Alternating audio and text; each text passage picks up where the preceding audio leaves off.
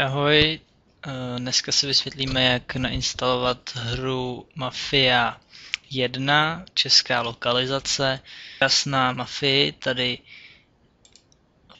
je to v popisu videa, tam dávám odkaz, to chci stáhnout. Píšu text,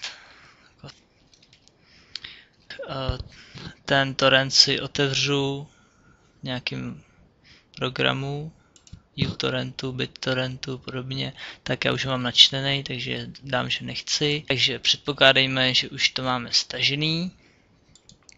A dáme si otevřít složku.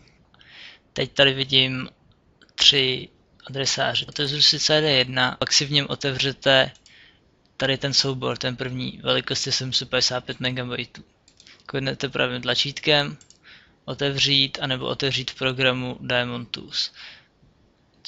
Tím pádem se připojí obraz.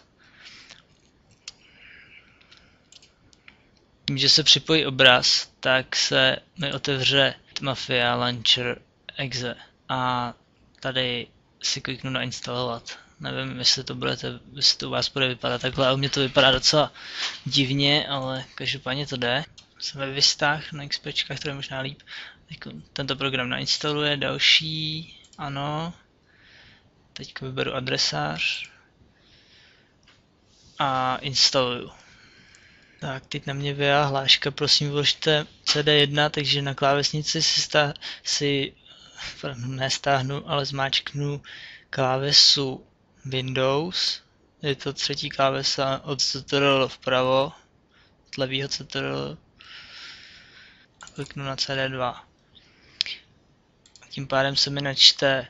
Takže tady už vidím, jak to vlastně je hotový. Instalovat DirectX 8.1 to nemusíme. Přijde zástupce na plochu. No, dejme tomu.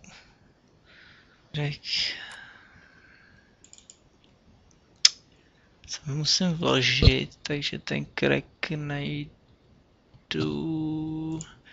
No, zkusím si to spustit, no to nepůjde. Protože tam není ten crack, takže já se vrátím do démonu. Načtu si tam to první CDčko. I crack. Jasně. Takže na prvním CDčku pod záložkou crack. Dám si kopírovat. Tak a máme kompletní hru. Takže s tím se s vámi dneska učím. Myslím, že to zvládne každý. A zase někdy naslyšenou. Čau, čau.